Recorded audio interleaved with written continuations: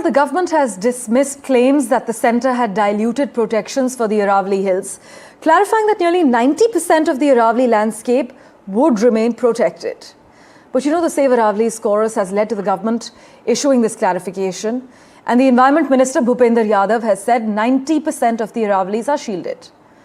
Bhupender Yadav also said that the Supreme Court framework adds another layer of protection for the hills, and restrictions are still applied to the entire range. But do remember, the Supreme Court had said only hills above 100 meters to be recognized and protected, and that hills below 100 meters will not be protected from mining or development. Listen in to what India's Environment Minister is saying, followed by the reactions and NDTV's ground report.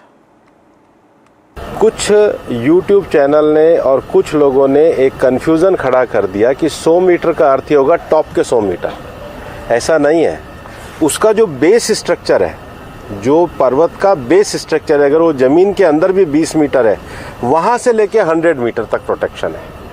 तो जो 100 metre का protection है, जो लोगों ने confusion करा है कि मतलब ऊपर का 100 मीटर है, नीचे खुदाई कर सकेंगे, वो नहीं है। मैं आपको फिर क्लियर कर रहा हूँ। 100 मीटर का अर्थ है टॉप 100 मीटर से बॉटम के अंदर तक जो उसका पूरा फैलाव है।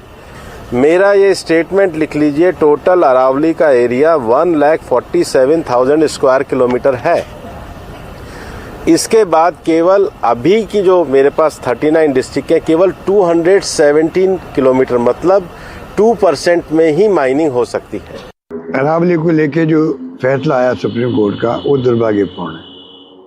हाहाकार मचा हुआ सब जगह, क्योंकि अगर अरावली नहीं बचेगी तो आप सोच सकते हो कि उसके परिणाम क्या होंगे वर्तमान पीढ़ी के लिए भी, आने वाली पीढ़ियों के लिए भी।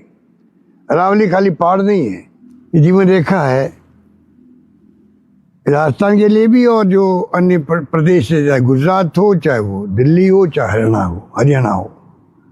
इसलिए हमें सोचना पड़ेगा किस प्रकार से इस फैसले पे पुनर्विचार करने के लिए मजबूर करें सुप्रीम कोर्ट को भी।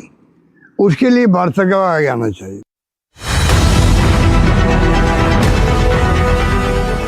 Travelled 173 kilometers from the national capital and have reached Bhiwar district in Haryana.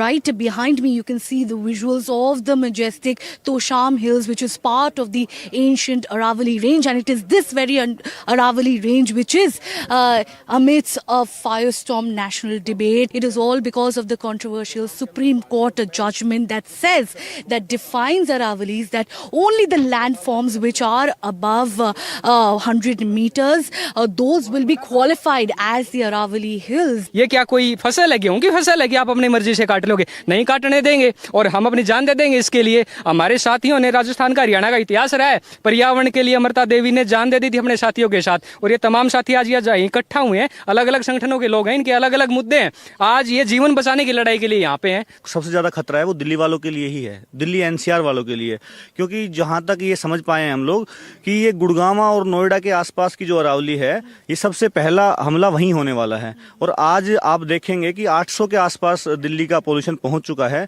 तो हम अंदाजा लगा सकते हैं कि आने वाले 20 सालों में, 15 सालों में, जब ये अरावली, जब गुड़गांव वाली अरावली हटने लगेगी, उसके बाद की सिचुएशन क्या होगी? As the day wanes here at Tosham Hills, and so does the hunger strike of the villagers, but the fire of the protesters don't end here. Viral hashtags and social media posts to a grounded act of defiance. The Save the Aravallis movement shows how when the mountains can't speak, people will. Will the Supreme Court reverse its judgment? Will it pay heed to the calls and protect Aravallis, declare it untouchable to avert a dusty doom? Well, only time will tell, and a groundwell of support. Till then, the ancient Aravalli range continues to be as resilient as ever, but very vulnerable at this point in time. With camera person Gopal, this is Shreya Ghosh for NDTV.